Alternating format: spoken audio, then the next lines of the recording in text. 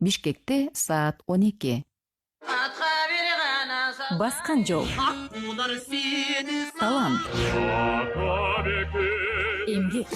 Ааламды камтыган чоң өнөр муштумдай жүрөктө сакталат. Кубаныч жана кайгысы, ачуусу менен таттуусу, жемиши жана жеңиши. Күн чубак. Иш күндөрү саат 12-ден 13-кө чейин Кыргыз радиосунда.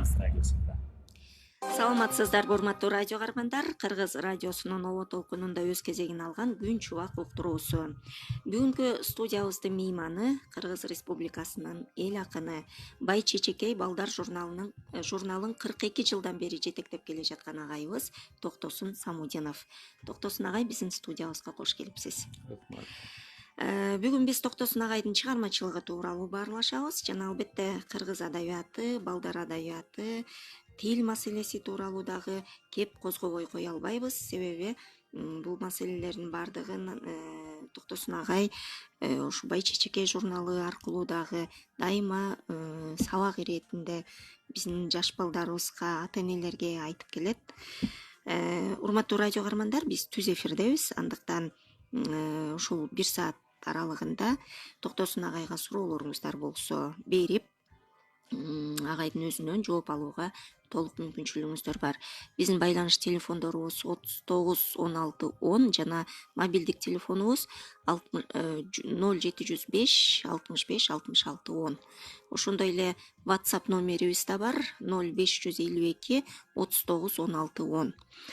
Facebook аркылуу дагы биз түз көрсөтүп жатабыз. Андыктан Facebook'тан түз көрүп жана өзүңүздөрдүн пикириңиздерди, каалоо тилегиңиздерди, суроолоруңуздарды Facebook аркылуу жөнөтсөңүздөр болот.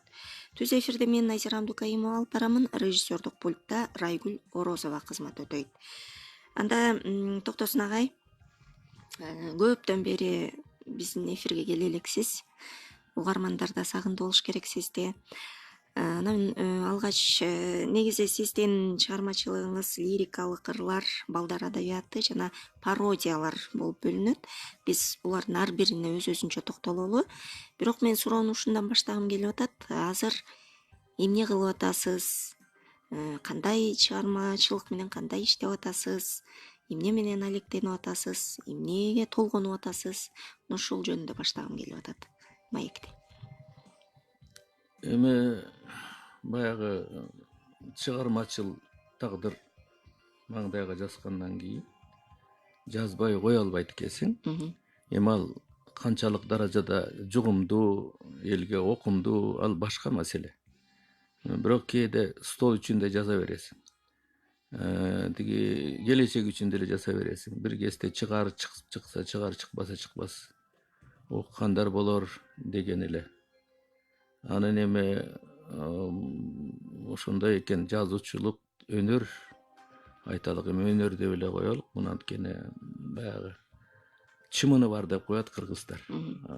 Ошол бала чактан, жаш кезден жазып кылган оокат, мындайча айтканда ошо тиричиликтин бир ыңгайы болуп калган нерсе да экен. Анан ошон үчүн эми мен да жашым бир топко келди. Мындайча айтканда жазуучулуктан тажрыйба деген алып калдым. Анан эми ошол жана стол үчүн дагы жазып чыкса чыгар, чыкпаса чыкпар дегендей жазып аткандарым бар. Анан эми азыр мындай баарыңар эле билесиңер, жазуучу дегендин бир 3 шору бар дейт. Биринчи жазыш, анан басыш, анан эң кыйын шоркелдеги сатышта. Анткени жазуучу дагы, өнөр адамы дагы, айталык, акын дагы, бала чакасы бар, дагы мындайча айтканда жашаш керек да. Ал үчүн материалдык стимул да болуш керек. Совет заманын кандай болсо дагы биз өтө мактай турган учурлары көп болгон.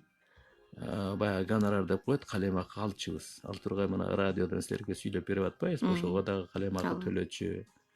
Демек, сөз өнөрү, сөз талаада жатыппы деген сөз бар. Чикемдин айткан сөзү бар. Бир жылдарда Ленинчи жаш газетасында мен иштеп жүргөн кезде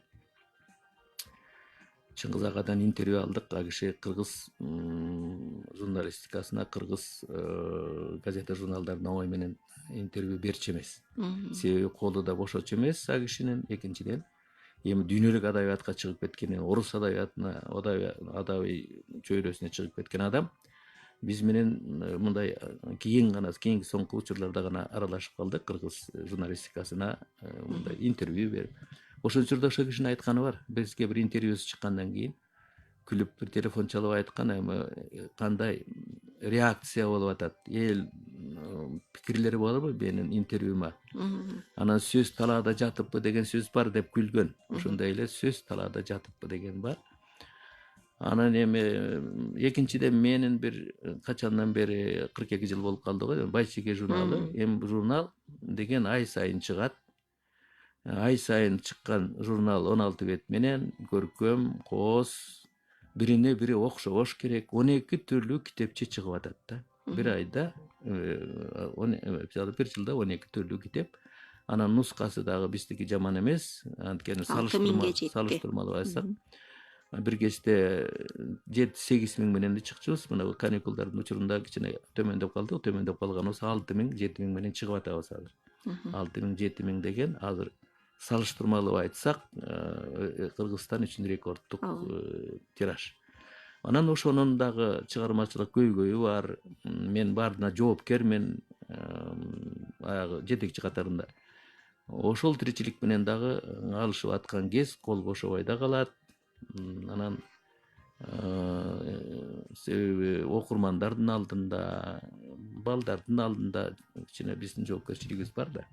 Ал тургай журналга аракет кылабыз биз грамматикалык катада кетпесин деп. Бир кезде айтчубуз газета журналдарда, кыргыздын ушул сөзү ушинтип жазылып жүрбөйбү гезитте деп ошону үлгү кылчубуз. Ошондой эле азыр эми грамматикалык ката, орфографиялык каталар, айталык баягы стилистик каталарды кое турганда ушундай каталар көп кетип атпайбы? Ошону биз дагы ойлойбуз. Ата-энелер, мугалимдер койбой, Байчекеде мындай жазылып атпайбы, туура эмес жазылыптыр дебесин дегендей. Ушундай көйгөйлөр менен, ушундай аракеттер менен жашап жатам. Экинчиден, эми мен өзүм акын чалыш адаммын. Акын деген бул эми романтикада. Эми ыр деген баягы жаш кездегидей жазылбайт экен. Анткени айтып атпайм, эргүү деген, романтика деген, жаштык деген бул өзү оңой нерсе эмес. Ал акындык өнөргө чоң таасир берип, чоң мындай бир дем берип тура турган нерсе. Анан жаш келгенден кийин жанагындай кабарлар айталык, же болбой турбаса кээде кичине прозага да аралашып калам, кичине которуп калам. Ошо менен акындык жагдай кичине мындай бир үзүл-кезилирээк болуп турат эми сөздүн чынын айтканда. Жер жарылса акындын жүрөгү аркылуу өтөт дейт да. Азыркы болуп аткан ушундай бир тез бир жаңылыктар болуп кетет. Кээде жүрөктүн үшүн алган, кээде таң калтырган, кээде капаланткан. Ошол эле мына азыркы эле сиз айтып өткөн ката жазуу боюнча абдан кандай талкуулар болуп атат. Ошондойлордо сиз кандай жөн эле угуп көрүп, аттиң деп коесузбу же кандайдыр бир үн катуу же ошого карата дагы ырларды, пародияларды жазып жиберип атасызбы? Албетте меники кичине көбүрөөк ушул пародия жанры болуп атат да. Пародия деген өзү да сын бул өзү. Бирок көркөм сын. Анан мисалы Кадыркул Даутов деген калемдеш досум бар. Анан эми ал деген соп камчысы бар. Бизди шыйракка чаап, сын өнөрү күчтүү.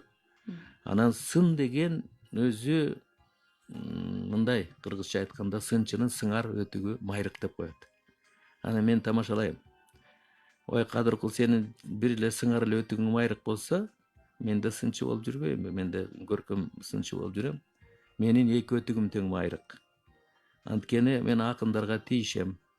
Анан кийин акындардын айтып да тамашалап да калышат, өзү кыйратып атабы деп. Ошондой эле кыйратып жүргөн эчтеке жок. Анан эми өзүң айткандай, биз мындай бир түйшүккө түшө турган, биз капа боло турган, биз нааразы боло турган иштер адабият чөйрөсүндө, өнөр чөйрөсүндө көбөйүп кетти. Анткени айтып атпаймынбы, бул же мындай бир материалдык кызыкчылыкка аралашкандан уламбы, китебин сатып, ошону чай пул кылып, бирдеме кылып, айтор оокат кылып, жанагы чайкоочулукка өтүп алган дагы калемдештер бар эми. Аларды токтото албайбыз. Анткени рынок деген өзү ушундай да. Базар экономикасы деген кыргызча айтканда баягы каражатты өзүң тап, кара жаның өзүң бак деген принцип бар да. Ошон үчүн ар ким өз тиричилигин жасай берет. Бирөө сабыз айдайт, бирөө айталык башка оокатты кылат. Эми уурлар да көбөйдү. Ошонун рыноктун бир шермендечилик жагы бар экен. Уурлук, калпычылык да көбөйүп кетет экен. Анткени ага да жашоо керек да. Баягы карышкыр бөрөлөрдө жашоо үчүн эмнелерди кылбагандай эле адам баласында да ошо карышкырдын айталык жанагындай бир жанмоостук касиеттери пайда болот деп окшойт. Анан эми эмне кылабыз? Мына өзүңө окшоп радиого чакырып калышат, же болбосо газетадан айтып калышат, агай ушул темада кичине бизге үн кошсоңуз деген. Анан үн кошууга туура келет албетте. Анан эми адабият деген бул өзү улуу касиет. Манасыбыз турганда, Чыңгыз абабыз турганда, Чыңгыздын чыгармалары турганда, биз үчүн адабиятты тамаша кылыш деген, баарыбыз эле адабиятчы акын болобуз дегенибиз уят эле иш. Анткени бул кыргызча айткандай оозуна шайтан түкүргөн дегендей чоң таланттарга айла жок албетте. Анан эми азыр эми жана китептерди өзүң да айтып атпайсыңбы? Жайнап китептер жайнап кетти. 60 эмес 70ке келип алып эле өмүрүндө эчтеке жазбагандар жазып атат. Жаза берсин, ага тоскоолдук жок. Анын күнөөнүн баардыгы окурмандарда. Окурман албай койсо, же болбосо окурман өзүнүн пикирин айтса, анда башка жөн болмогон. Анан буларды чыгарба деп эч кимдин, өкмөт дагы указ менен муну токтоторго мүмкүн эмес. Ал тургай айтып атпайбызбы, жанагы бир тамаша сыяктуу бар мындай. Кече тууган козу деген жаныбар эртең менен жазып кирди мемуар деп. Ошондой эле эми мемуарга өтүп алган кишилер көп. Аны дагы да эскертип атпаймынбы? Биз аларды эч ким сынчылар да токтото албайт муну. Аны коом өзү, коом өнүгүш керек. Окурман өнүгүш керек. Мисалы Айтматов таланттуу жазуучу дейбиз я. Аябай чоң таланттуу киши. Ошо кишинин дагы окурмандары, таланттуу окурмандары бар. Демек, таланттуу жазуучуга таланттуу окурман керек. Ошол окурман окубай койсо, макул сын пикирин жазбай эле койсун, айтпай эле койсун, окубай койсо, бу да принцип да, бу да позиция. Бирок токтосун агай, биз азыр минтип калбадыкпы? Ким эмне кааласа жазат, окурман өзү тандап окуйт деп. Окурмандын тандоосуна коюп коебуз деп коебузго. Бу дагы азыр рыноктун заманында туура. Анткени мындай болуп атат. Эми биз айталычы. Сын институту азыр аябай эле кедерине кетип калды. Анткени сынчыларга калем акы төлөнбөсө, кыргызча айтканда жаман жакшы көрүнүп эмне кереги бар? Ал тургай аябай эле өч болуп да калат. Ал тургай мен пародия жазып жүрбөйм. Кичине мындай көзү кыйшык болуп калганда кишилер бар, кичине түшүнбөй эле пародия. Пародия деген тамаша. Баягы экилентип, көбүртүп, жабыртып. Анан эми сынчылык өнөрдө айталык бир кезде сын секциясы да иштечи. Кыргызстан маданияты деген, Ала тоо деген дүңгүрөп чыгып турган, чоң тираж менен, чоң нуска менен чыгып турган журнал гезиттерибиз бар болчу. Аларды өзүнчө өкмөт дагы айталык идеология да укчу. Мисалы ошондо сынчылардын айтканын, ал тургай конференциялар болчу. Аябагандай китепти сынга алышчы. Ал тургай Камбарал Бобулов деген чыгаан сынчы агайыбыз бар эле. А киши калтуранын жолун бөгүүгө болобу деген чоң бир дискуссия, талкуу көтөргөн заманында. Мына ошого окшогондо талкуулар көп болчу. Анан тышкары китеп чыгарардын алдында чоң электен өтчү. Ал элек дегеним ушул. Жазуучу айталык китебин сунуш кылса басмага. Андан ички рецензия деген да бар болчу. Ошондо бирөөгө берчү, сынчыларга. Анан алар жазып келишчи. Аты жөнүн жазбай деле ошо китеп чыгарууга болобу, кандай кемчиликтери бар деген. Андан тышкары басмада худсовет деп коет, көркөм совет бар болчу, көркөм кеңеш бар болчу. Анда бир 10-15 киши отурчу, аттуу баштуу адабиятты мыкты түшүнгөн кишилер, практиктер. Анан алардын сынынан өтчү. Анан редактура деген бар болчу. Анан онун баардыгы электен чоң электери бар болчу. Мындан тышкары элдин да сыны бар болчу. Китеп чыгып кеткенден кийин айталык редакторлордун калпыстыгынанбы, худсоветтин калпыстыгынанбы айтор бир начар китеп чыгып кете турган болсо, аны окурмандар жазчы, рецензия деп коет өзүнчө. Андай бар болчу, пикир бар болчу. Алчу эмес, биринен бири айтчы, ошондой коллективдүү цензура деп койсок болот да. Эми азыр цензура жоюлду деп атпайбызбы, бирок коллективдүү цензура жашаш керек. Анткени элдин пикири да. Эми мына акындык өнөр деп коебуз, ырчылык өнөр, комузчулук өнөрлөрдүн баардыгында илгерки заманда айталычы, мындан 100 жыл мурда баардыгын ушу коллективдүү цензуранын элегинен өткөн үчүн. Жанагы Майлыбайдын шалкыгуу, мааниси жок таркыгуу деп бекеринен айтылган эмес. Демек, Карабалды Орозовго окшогон, Абурай Тумановго окшогон, Токтогулга окшогон гениалдуу комузчулардын күүлөрүнүн баардыгын эл өзү сактап, сүйүп, кошо коштоп жашатып келген. Элдин жашоосу менен, элдин укканы менен жашап келген. Ошол үчүн коллективдүү цензура бар болчу. Азыр эми ошо коллективдүү цензура дагы жанагынтип айнымайбыз, кармап калбадыбы? Эми китептер сатыла берсин, алгандар алат, албагандар албайт деп эч кимдин жумушу жок. Басмада ошондой отурат. Ал тургай уят сөздөр менен да чыгып кеткен китептер бар. Адамдын мындай уят эми энеңдин көзүнчө, кайненеңдин көзүнчө, тууган туушкандардын көзүнчө анын ырын окууга да болбойт, же болбой турган болсо жана китебин окууга да болбойт. Ушунчалык уят нерселер. Бирок ошондой китептер окурмандын табитин бузуп салды да. Албетте, шоорубуз ушундай болуп атпайбы? Биздин шоорубуз ушул. Эстетика, поэтика деген бар. Азыр мисалы окурман кайсы китепти окуш керек, кайсыны окубаш керек, кайсы китеп эмнеси менен мыкты экенин деле айырмалап биле албайт. Вот ошол үчүн. Муну менен акындардын дагы аты чыкпай, акын жазуучунун мисалы. Ал тигил акын жазуучудан эмнеси менен айырмаланат? Кайсы чыгармасы мыкты экенин да билбейбиз да. Ошон үчүн жана айтып атпайбы, Уйкашкандын баары ыр эмес, ырдын баары поэзия эмес деген сөз бар. Анткени чындап келгенде поэзия деген бийик нерсе го. Илгери эле Абай айткан өлөң сөздүн патшасы, сөз сарасы деп. Өлөң деген, ыр деген сөз сөздүн патшасы дейт. Илгери Пушкиндер рифма звучная подруга деп, уйкаш деген укмуштай сонун болуп туруш керек да. Адамдын мындай көңүлүн канат байлап турган. Ал тургай уйкаш мисалы баратканга, жаратканга, таратканга деген сөз бар, айталык. Уйкаштуу сонун сөз да, баратканга, таратканга, жаратканга деген. Ушуну 5-класстын баласына да берсең, ушул уйкаш менен бир ыр жаз десең, ушул бала жазып берет. Баратканга, таратканга, жаратканга деп. Бирок ушу мындай бир тавтология эле уйкаштай сезилип турат. Бирок ушуну бир акын калемдеши мен айтып берем, ал ким экенин. Ошонун жылкы жөнүндө мындай ыры бар. Ушул уйкаштар менен баратканга, жаратканга, таратканга. Таң калам табиятка жаратканга, ааламга күн жарыгын таратканга, дос көрүп алдым дагы минген атты, уялам аны минип баратканга деп. Кандай керемет болуп атат да. Ушу жылкы баласын кандай бир гимн сыяктуу ыры болуп атат. Уйкаш жанагындай эле жөнөкөй уйкаш. Акындын акындыгы ушунда да. Акын деген сөздүн салмагын, кадырын, баркын, наркын билиш керек. Кандай сөз каерге келиш керек.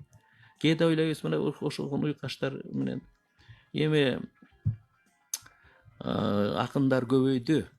Ал эми бир сөз айтып атпайбызбы? Жана тандаганга жакшы болду. Себеби акын деген китебин чыгаргандар аябагандай көп. Демек тандаса болот. Анын ичинен бирдиби, экини, ондубу. Анан эми кээде мындай да ойлойсуң.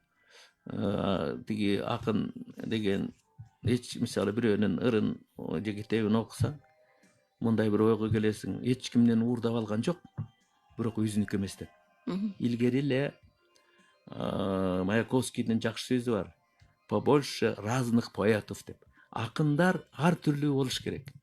Айталык, мисалы Кожомбердиевдин стили өзүнчө, анын поэтикасы өзүнчө керемет. Жолон Мамытовдуку андан бетер керемет. Анда романтика көп.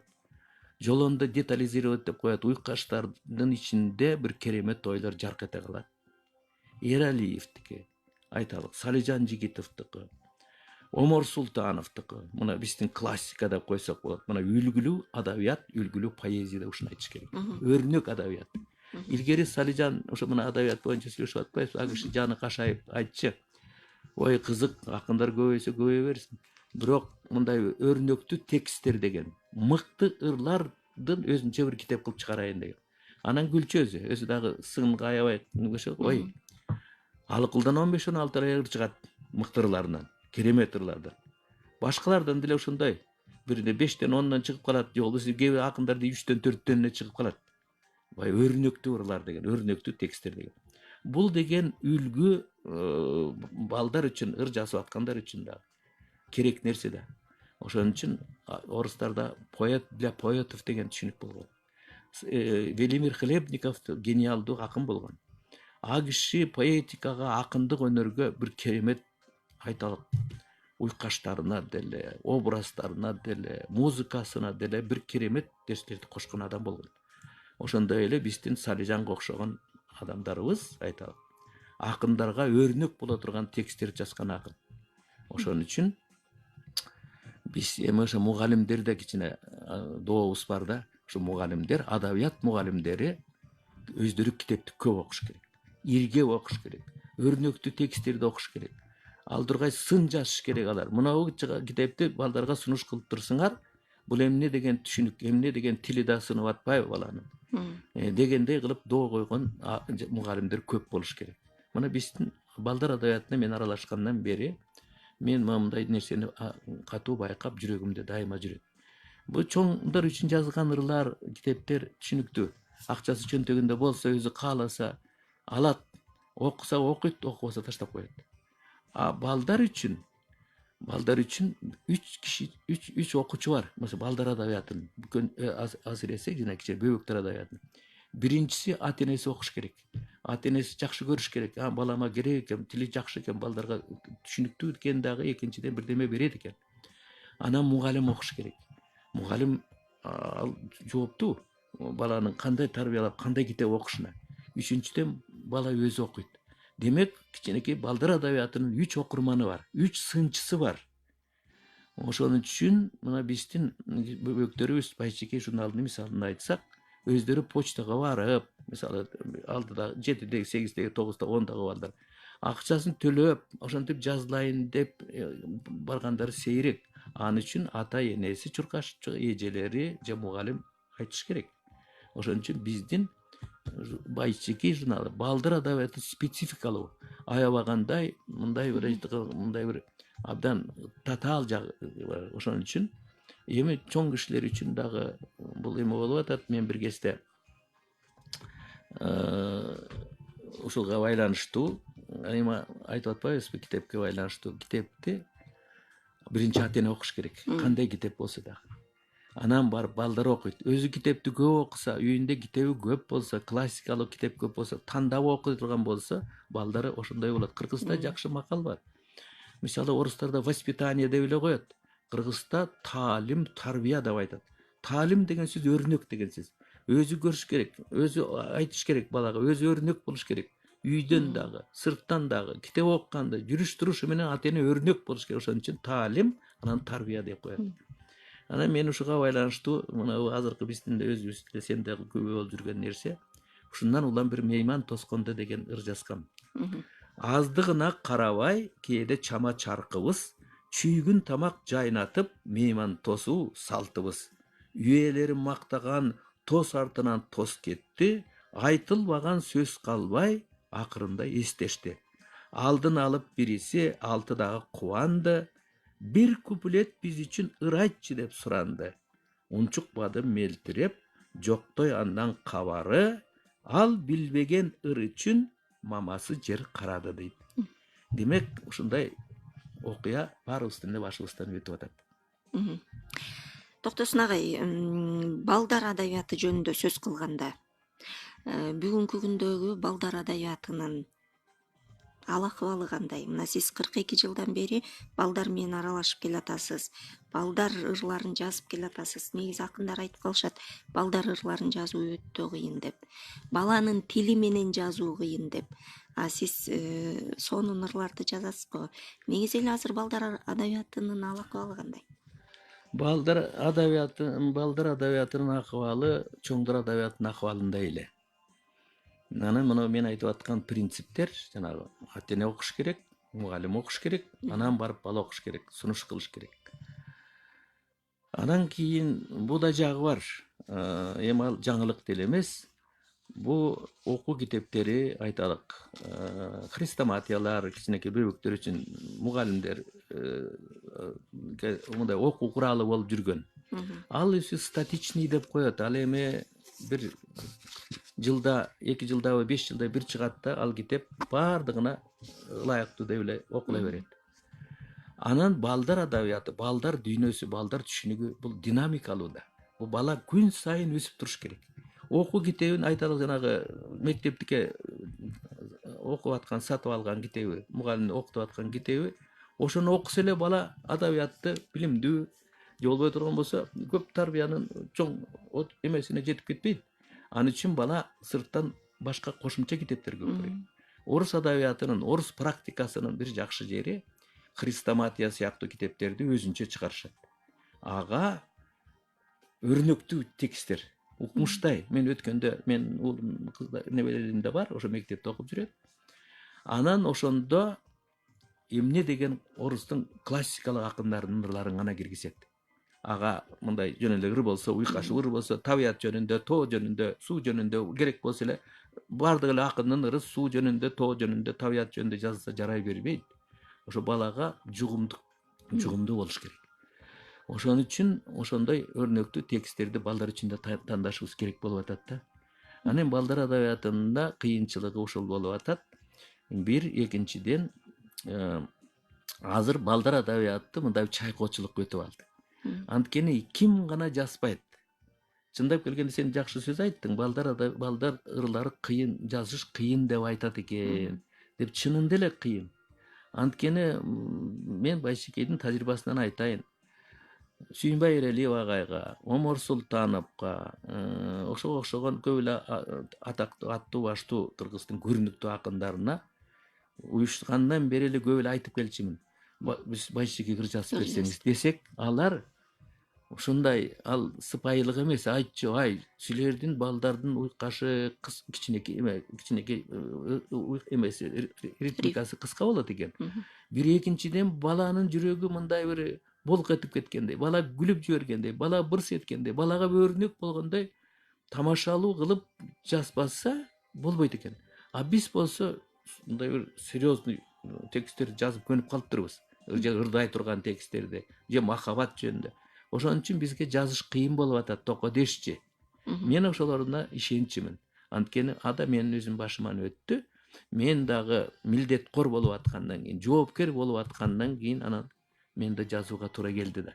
Себеби мен кааласам да койсом дагы балдар адабиятына аралашпасам, Байшекей журналы момундай тиражга, момундай жылдарга жашамак эмес да. Жөн эле эптемей септемей, анан кийин эле төргө отуруп эт жемей деп бирөөлөр айткандай, ошондой кылып эле эптемей септемей болсо, мына эми мактаныч эмес, эмне деген журнал кесиптерибиз жоюлуп калды. Эмне деген керемет кесип журналдар жоюлуп калды. Бирок Байчечекей жашап атат, менин мыктылыгыман, менин кереметтигиммен болгон жок. Балдар адабияты бул өзүнчө кызык дүйнө экен. Улам бир эшигин ача бериш керек экен. Балдарга тамашалуу кылып жазыш керек экен. Ошентип өзүм да аракет кылдым. Калемдештеримди да Абзи деген, Жайлыбек Бекниязов деген көп акындардын бардыгы ошо кызыктуу жазууга аракет жасашты. Айттык биз, момундай күлкүлүү кылбаса болбойт экен. Мындай теманы жазбасак болбойт экен деп. Ошо менен балдар адабияты бүгүнкү күндө шүгүрчүлүк жашап атат. Ошон үчүн журналды алып атышат. Ата-энелер эми алганда биз көчөгө сатпайбыз журналды. Демек бу дагы азыр маркетинг деген сөз бар да. Маркетинг деген сөз буюм сатыла турган буюм сүйкүмдүү болуш керек, жагымдуу болуш керек экен. Демек Байчеке журнал кандайдыр бир даражада сүйкүмдүү болуп аткандан кийин, кызыктуу болуп аткандан кийин ата энелер барат да почтага жазылат. Биздики бүт почта аркылуу. Почта деген эмне деген ушундук. Кайерде бирөөлөрүнүн почтасы 1 километр алыс, бирөөнүн атайы барыш керек. Ошого атайы барышып, кой биздин балабызга керек экен журнал. Биздин балабыздын мындай бир сезимин өстүрөт экен деген аракеттер жасалып атат. Мен кичине мындай журналга байланыштуу айтып кетип атпаймынбы? Журнал боюнча Омурот Султановдун бир жакшы сөзү бар экен да. Силер согуштан өлбөй калган жоокерлердей болдуңар, азаматсыңар дегенчи. Ошондой сөзү Болбосо бар. 90-жылдардын башында кандай кыйынчылыктар болду? Ак кара түстө да чыгып калган учурларыңар болду да. Анан азыр 6000 7000ге жеткизиш бул чоң ирдик деп ойлойм да. Эми биздин кызматкерлерибизге ыраазы болом, мен өзүм дагы. Андан тышкары авторлорубуз, биздин күйөрмандарыбыз бар. Ата энелерден да телефон чалышат, өздөрү жазышат, балдарын жастыртат, сүрөттөрүн тартат. Кыскасы, кыргызча айтканда жабыла кудай деп аракет кылганыбыз үчүн Байчеке журнал сакталып дагы мондай нуска менен да чыгып аткан ошондон улам. Токтосун агай, азыр айтып өттүңүз да, азыр балдарды таң калтырыш үчүн изденип мындай аракет кылып атабыз депчи. Азыркы балдарды бир нерсеге таң калтырыш, бир нерсеге көңүлүн бурдуруш өтө кыйын болуш керек. Сиз мына 42 жылдан бери балдар менен иштешип келатасыз. Балдар өзгөрдү да, азыркы балдардын түшүнүгү дагы, каалоосу да, талабы да башкача да. Албетте аябай эле өзгөрдү. Анткени бизге эми азыркы өзгөрүү, турмуш деген өзү дайыма эле өзгөрүү болот. Албетте. Бир турмуш өзү бир ордунда туруп калбайт, бирок мына соңку кезде бир 10 жыл болду го.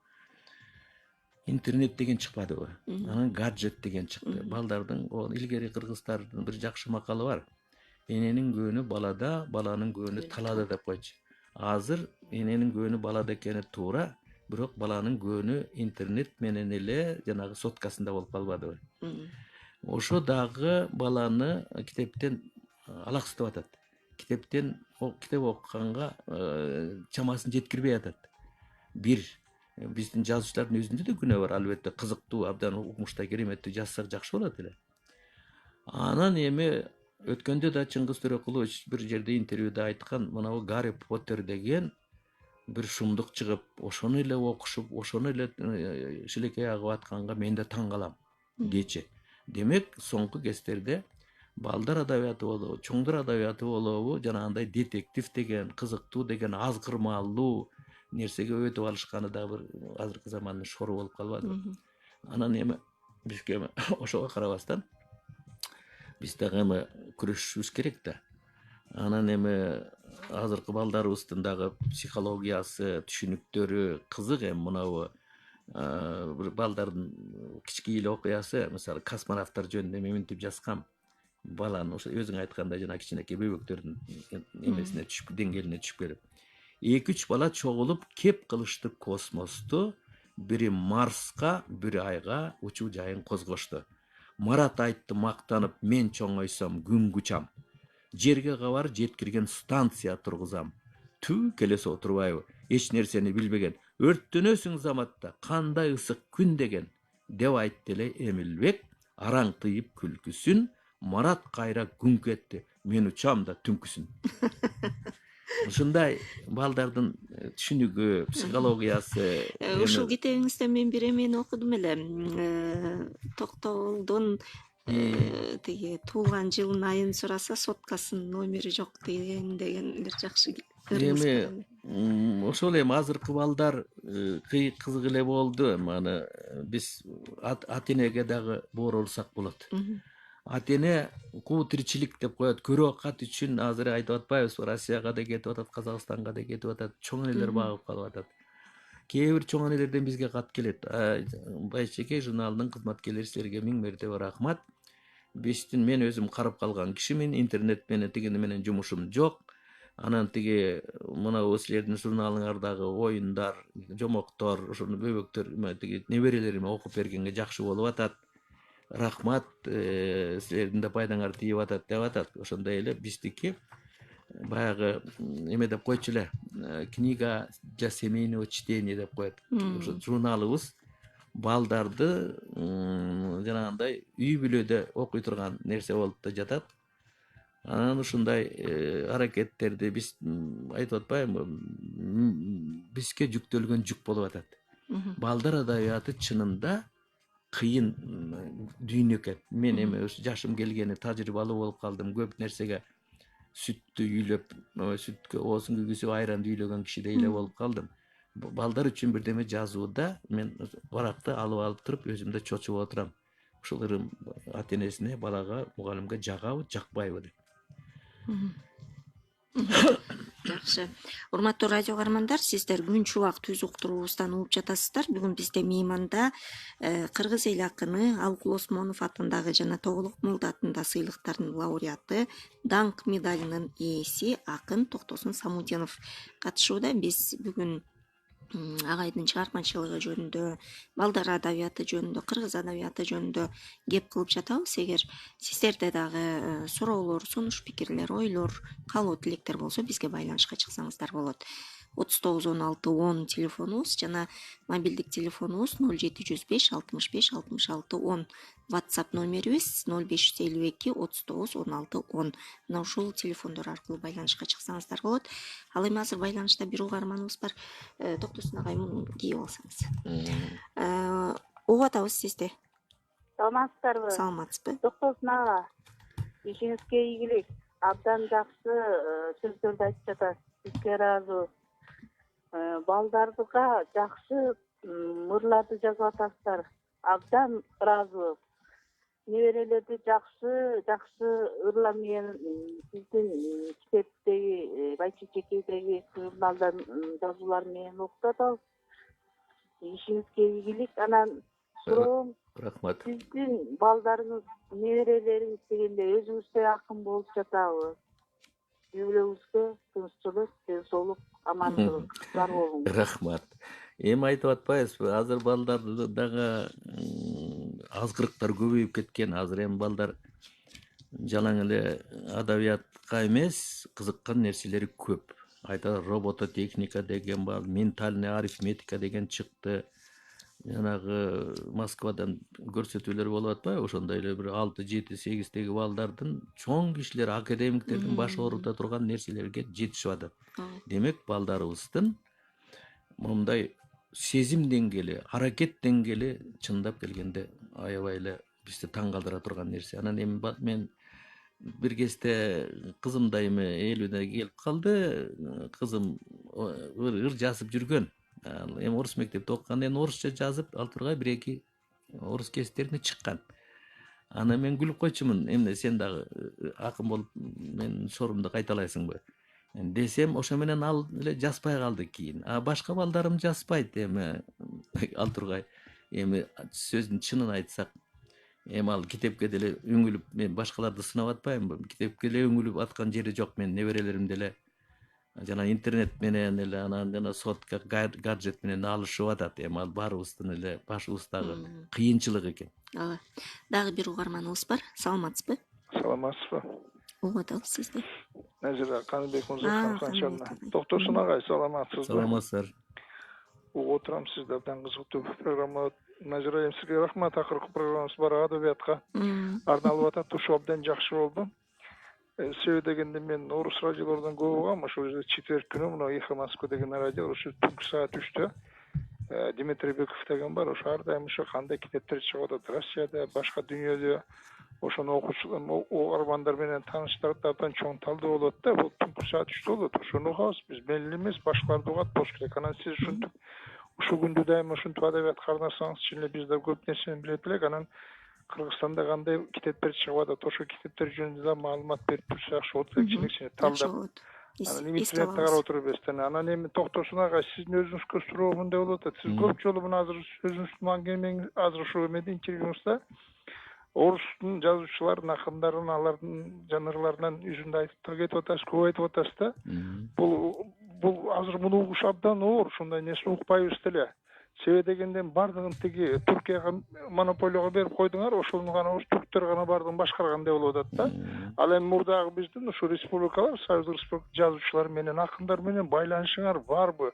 А мурда мына Россияда айтчу элек Рождество Евтушенко деп, Евтушенко акыркылардан болуп калды окшойт. Андан кийин кандай акындар чыгып атат, кандай жазуучулар чыгып атат? Эми жазуучулар жөнүндө угуп атабыз жана программада. Мына акындар жөнүндө силердин байланышыңар барбы, жокпу? Мухтар Шаханов Кыргызстандан кеткенден бери же казак туугандар жөнүндө эчесин укпайбыз, өзбектерди бирөө эчеси жок. Ушулар жөнүндө кичине айтып кетсеңиз, анан жана кызыңыз жөнүндө айттыңыз. Мен шорум тартасың деп, сиз ошонтип койсоңуз эле кызыңыз ыр жазбай калды. Эгерде Кудай талант берген болсо кандай болот? Ал жагы ушул жагын. Анан сизге ден соолук каалайм. Анан байчежиге эч качан токтобой баягы гүлдөп өсө берсин, балдарыбызга жакшы белек болуп атат. Сизге ден соолук. Рахмат Назира, сизге да рахмат. Каныбек мырза, чоң рахмат. Токтосун агай, дагы кийинки угарманды чогуу алып, анан чогуу жооп берсеңиз. Саламатсызбы? Саламатсыздарбы? Угуп атабыз сизди. Мен Көлжергеден чыктабыз программаны анан жайынан. Ага ийгилик каалап коелу. Булагайды биз бала күндө беребиз. Чыгармасын алаш дегенде байчесиге аркылуу. Биз урапты жаштар билишет. Анан мен агайга берейин деген соң төмөндөгү дедим. Сиз азыркы айтканыңыздай, азыркы замандын балдары ичинде күнгүс баратат. Келечек кандай болот? Ошо жооп бере аласызбы? Жакшы болот, рахмат. Эми мына биринчи Каныбек Мырзаканов менин көбөлүк кичи болуш керек, инем деп коеюнчу. Анан эми абдан жакшы менин көңүлүмө айталык бир баягы бальзам для души дегендей айтты менин оюмдагы. Анткени биз өзүбүздүн эле боз үйүбүздүн тегерегинде эле айланчыктап калып атабыз. Себеби мына классика деген, бул деген окумуш эми. Орус адабияты деп койгонубуз менен орус адабиятынын теңи бул дүйнөлүк адабияттан которулган чыгармалар. Кайсы Москвадагы башка шаарларда китепканаларга барсак, айнан айын теңи бүткүл дүйнөлүктө тиги француз адабиятынан которулган, илгертен которулган, немис адабиятынан которулган чыгармалар. Ошон үчүн биз канатыбызды кеңири жайыш үчүн кыргыз баласынын түшүнүгү айталык. Эми Айтматов деген эмне деген керемет. Орус тилинде жазганын орустар өздөрү таң калат. Демек бул бизге чоң үлгү боло турган нерсе. Биз дагы орус адабиятын, орус классикасын дүйнөлүк классиканы ошого багыт алышыбыз керек, үйрөнүшүбүз керек биз. Ошонун негизинде өзүбүздүн төл адабиятыбызды өнүктүрүшүбүз керек, төл тилибизди өнүктүрүшүбүз керек. Ошон үчүн кээ бир калемдештерим деле, анан кийинки балдар деле, ой мен кыргызмын да, мен кыргызча жазсам эле болот да, мен кыргыз китептерин окусам эле болот да дейт. Ал деген сөз мына айылында эле калып эле тиричилик менен оокат кылып жашай бергендер кишилердей эле түшүнүктүн сөзү антпеш керек.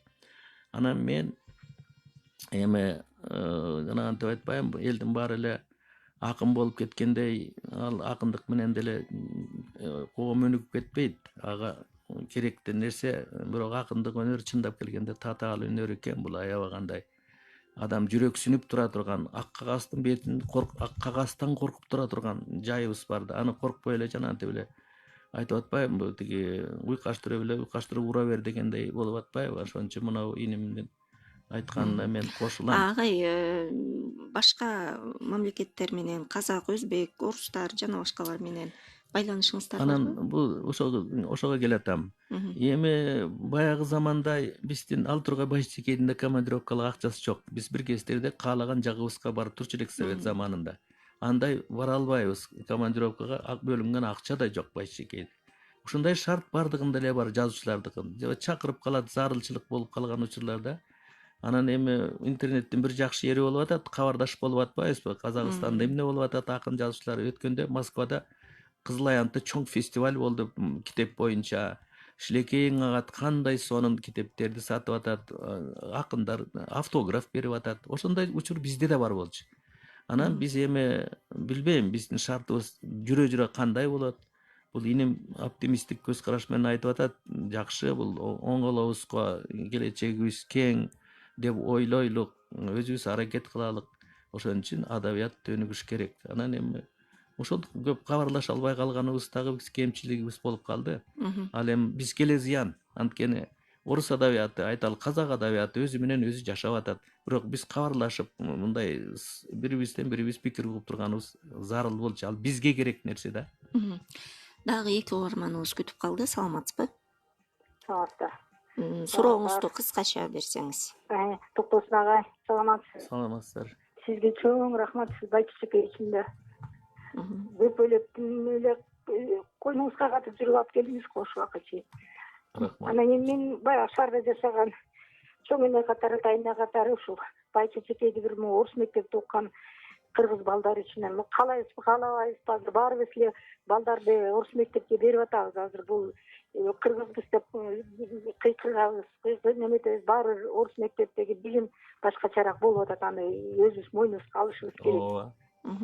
Анан баарыбыз керек. Анан ушул бай чечекейди бир котормо менен бир орус мектепте окуган балдар үчүн бир 2-3 парагын ошолорду бир кызыктыргандай кылып, ал орус мектепте окуган баланы бир кыргызча чыккан журналды деле кирет, канчалык өзүн чакырып неме кылсаң да карагысы келбейт да. Ошону бир ойлонуп көрөсүзбү? Эми сиз деле мисалы Байшекейди баштан аягы эле мисалы бир жыл бою эле албайт экенсиз. Анткени биз ошол сиз айткан практиканы жасап атабыз. Кыргызстандык орус акын аялдар бар, мисалы ошолордун ырларын бир жагына орусча, бир жагына кыргызча котормосу менен берип атабыз. Идентичный перевод деп коет. Эми баягы бала орусча окуган бала биякта кыргызча окуганда, бул сөз мындай экен, бул сөз тигиндей экен деп эметкендей аракеттер жасап атабыз. Ал тургай англис тилинен дагы биз беттерибиз бар. Бала англис тилин да үйрөнүп атат. Себеби адам баласы мисалы тилди канчалык көп билсе, ошончолук. Эми бир чоң эле мисал Чыңгыз агабыздын орусча жазганын орус акын жазуучулары, орус сынчылары таң калат да. Кандай колориттүү, кандай кыргыздын төл сөздөрүнүн бардыгын орусча мисал менен орусча котормо сыяктуу кылып бергенине. Ошон үчүн биздин балдарыбыз шүгүрчүлүк, кыргыздын келечеги бар. Манастын арбагы колдосун дейбиз. Бу кыргыздын балдарына мисалы 2 тилди эмес, 3 тилди да терең үйрөтүш керек. Орус тилин да жакшы билсин, англис тилин да жакшы билсин. Кыргыз тилин албетте өзүбүздүн касиеттүү эне тилибиз да. Ал эне тилин унуткан болбойт. Бир кичинекей макал бар ушуга байланыштуу. Бир аксакал киши бир бала менен сүйлөшүп атат дейт, чоң эле жигит менен. Анан ал бала орусча аралаштырып чалга булдуруктап эле бирдемени айтып атыптыр. Анан аксакал киши айтат экен: "Айнанайын, сен кыргызсыңбы?" "Ата, мен кыргызмын." "Ай, сен кыргыз болсоң кыргызча сүйлөбөйсүңбү?" десе айтат дейт. "Мен кыргызча ата түшүнөм, бирок сүйлөй албайм." Десе анда тиги аксакал айтат дейт: "Ой, айнанайын, сен мени итиме окшоштурбайсың. Менин итим дагы түшүнөт, бирок сүйлөй албайт" деп. Ошондой эле ошондой балдар көбөйүп кетти. Кыргызча билем дейт, билген менен кыргыздын адабий тилин, көркөм тилин, ширин тилин билиш керек. Ал тургай мына бизде азыр мына тилди чиновниктерге үйрөтүү жөнүндө сөз болуп атпайбы? Ошондо мен баягы адабиятчы катарында күлкүм келет. Алар канцелярский тил деп коет. Мындай сүйлөшкөнгө эле ылайыктуу тил болот. Токтомдо окуганга, анткенге, минткенге, арыз жазганга тил болот. Бирок көркөм тилди үйрөнүш үчүн, адабий тилди үйрөнүш үчүн көркөм адабиятты көп окуш керек. Көркөм адабиятты көп окуш керек. Мыкты адабият, классиканы окуш керек. Кыргыз адабиятында толуп атпайбы? Классика толтурат түгөл баягы абабыздан баштап эмне деген кереметтер бар. Анан ошон үчүн адабий тилди билмейин, жөн эле кыргызча сүйлөгөндө жанагы бала ата айтып атпайбы? "Мен ата түшүнөм, бирок сүйлөй албайм" деп. Ошондой болуп калат. Түшүнөт, бирок сүйлөй албай калабыз. Дагы бир угарманыбыз бар. Саламатсызбы? Угуп атабыз. Саламатсыздар. Угуп атабы? Угулуп атат. Жанагыраки айылда өскөн балдар жөнүндө сөз кылбадыңыздарбы? Кавказда үлгер менен атоодон окудум эле го. Тиги шаардагы окуп чоңойгон балдардан айылдагы окуп чоңоюп калган балдардын дүйнө таанымы, көз карашы, тили, ой жүгүртүүсү терең болот деп, анан айылда окуп чоңойгон балдардан тоонун кырында таяк таянып кой кайтарган ары кырдашкан кишилердин ой жүгүртүүсү, сүйлөөсү ой бөлөк болот деп. Буну кандай дейсиз? Эми жана англис тилин үйрөнөбүз деп атпайбы? Аны акча табып үйрөтүп атат. Ал англис тилин үйрөткөнгө аракет кылбай эле коюшубуз керек. Ал үйрөнөтөбүз, жашоо өзү шарты калып. Кыргыз тилин жакшылап үйрөнгөнгө Байчекейдин чоң таасири бар да. Мен мисалы 77-жылдан баштап окудум ушул журналды. Ошо эмелеки жанагыны кандай дейсиздер? Албетте эми тилди үйрөнүш ал ыктыяр, ар кимдин өзүндө мажбурлаган киши жок аны. Бирок айтпады, мына мигрант болуп кеткен балдарыбызга дагы ата-энелер көп эле айтып жүрөт. Алар өздөрү да айтат. биз орусча жакшы билбегенден кийин бизди мындай орусча биле турган кесиптерге албай атат. Орусча жакшы билиш керек экен деп, ошо жанагы эле көчө шыпырганга албетте орусчаны да билиш керек. Бирок башка кесипке да өтүп атпайбы биздин балдарыбыз? Айнан электроникалык кесиптерге, робототехникага Кыргызстан эле ушул жерден айылдан эле чоңойгон балдар орусча жакшы билгенден кийин ошол жака өтүп атат. Демек ошол жагы бизге керек болуп атат. Орустун тилин билиш орус үчүн эмес, биз үчүн керек болуп атат. Ошондон улам бир кичинекей ошого байланыштуу бир ырым бар. Мына мигрант деген айталык биздин балдарыбыз миллион чыгып кетиптир. Мунун эме оокат кылыш үчүн жакшы да жагы болуп атат. Бирок Кыргыздын балдары сыртка көп чыгып кете берсе, кичинекей улутпуз, азаябыз. Бир экинчиден тилибизди как раз мына сөз айтып аткан тилибизди жоготобуз. Алардын балдары орус мектепте окушат, орусча сүйлөшөт. Ошо менен кыргызча билбей калат. Алар калпак да кийбейт, комузду да билбейт, байшикейди да билбейт, Сыдыкбековду да билбей калышы мүмкүн. Аны үчүн биз ага чоң күнөөлөбөйбүз. Бирок ошо мына мигрант дегенибиз абдан бизге кыйыныраак болуп турат. Ошондон улам мен бир мигранттын ыры деп бир ата журтту сагынуу деген ырым бар. Ошону окуп берейинчи. Ата журт алыстасың көз жетпеген, асылсың канча мактоо сөз жетпеген, элесиң көзгө сүртөр дары болуп, эселек балага окшоп дегдеп келем. Кыдырдым, кыйла жердин кырын аштым, мойнума үй бүлөмдөн жүгүн арттым, мен сенин алтын көкүл кулунуңмун, чоочун эл, чоочун жерде мигрантмын. Ош баткен ысык көлчүй алаяк сай, силерге кусалыгым тарабастай, сары чач көгүлтүр көз жайнап жүрөт, сагындым көздөрүңдү карагаттай. Чет жерде бакылдаган базар калып, айылымдын асманына назарланып, келермен кайдасың деп тууган жерим, казыгын тапканыңды атайланып. Эстесем ала тоодо кыргыз барын, эстеймин манас барын, чыңгыз барын, тыз этип жүрөгүмдүн тынчын алат, тып этип сага тамган киндик каным. Көргөндө көк кергитип көңүлүмдү, өзүңсүз жокко санайм өмүрүмдү, боюна булагыңдын жата калып, тийгизем кеберсиген эринимди.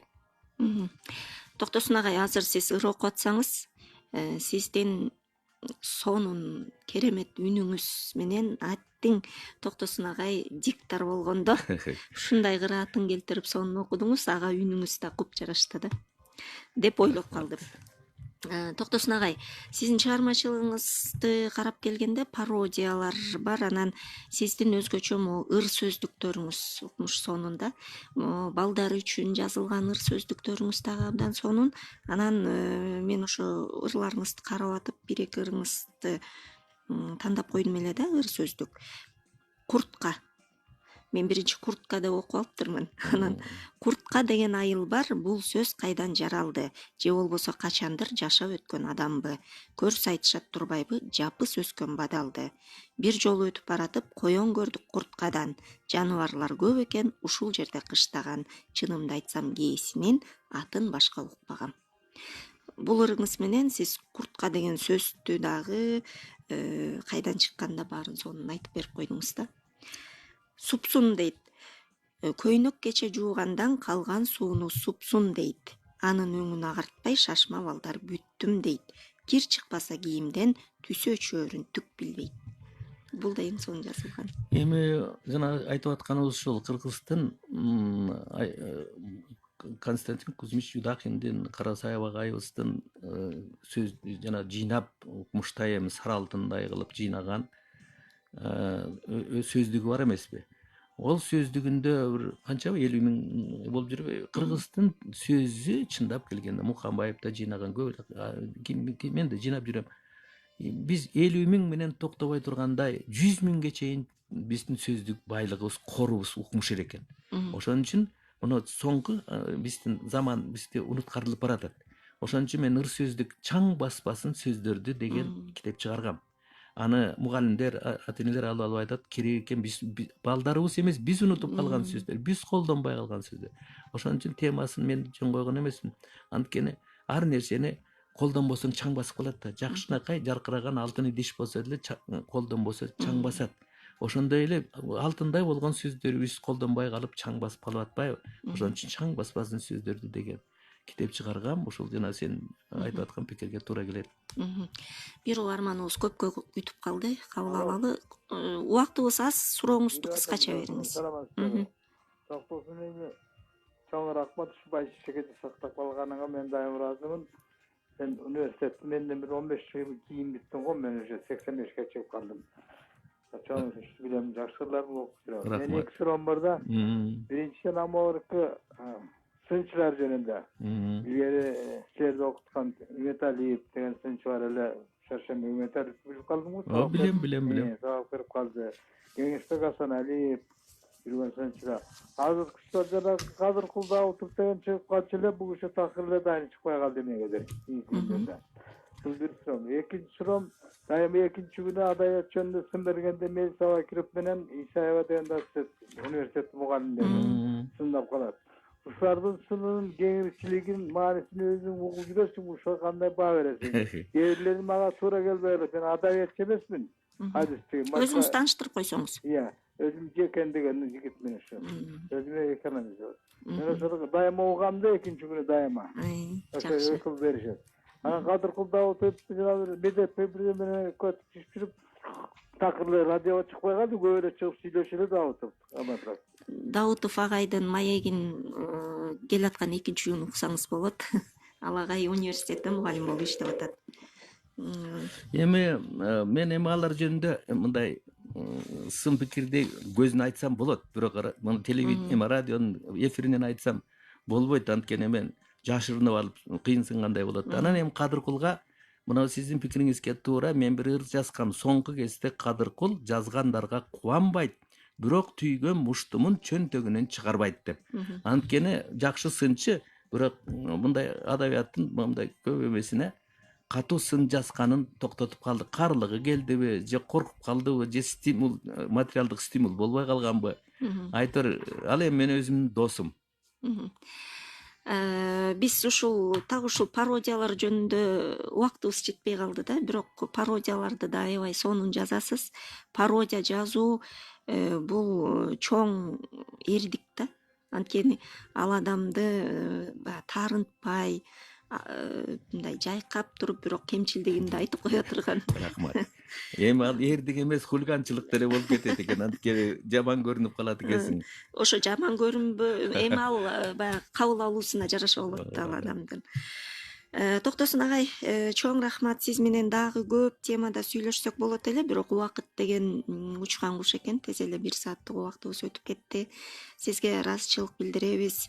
Убактыңызды бөлүп келгениңизге.